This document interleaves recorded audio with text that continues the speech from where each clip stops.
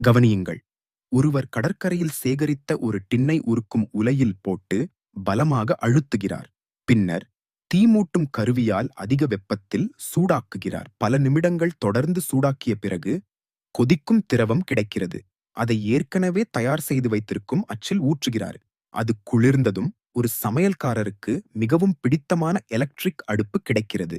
ஆனால் உண்மையான வேலை இப்போதுதான் தொடங்குகிறது. அந்த நபர் மணலை பயன்படுத்தி தனது ஆப்பிள் கைபேசியின் மாதிரியை உருவாக்குகிறார். பின்னர் கொதிக்கும் திரவத்தை ஊற்றி அது குளிர்ந்து இறுகும் வரை காத்திருக்கிறார்.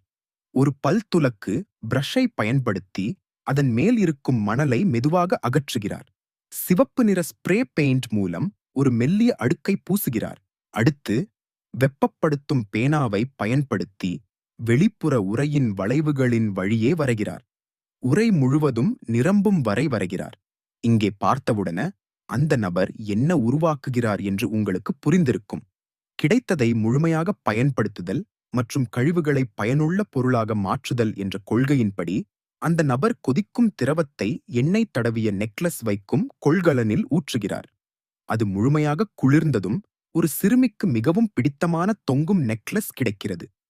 தனது திறமையை வெளிப்படுத்தவும் கொஞ்சம் ஸ்டைலாகவும் இருக்க அந்த நபர் தொடர்ந்து கொதிக்கும் திரவத்தை மூக்கு கண்ணாடி வடிவத்தில் பொறிக்கப்பட்ட மணலில் ஊற்றுகிறார். நீல நிற திரவத்தை ஊற்றி குளிர்விக்கிறார். பின்னர் இயந்திரத்தின் உதவியுடன் மெருகூட்டுகிறார்.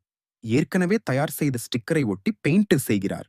இப்படி ஒரு மூக்கு கண்ணாடி. அடுத்து அந்த நபர் ஒரு கூரான கருவியை பயன்படுத்தி அடையாளங்களின் வழியே வெட்டுகிறார். முழு கண்ணாடியும் வெட்டும் வரை வெட்டுகிறார்.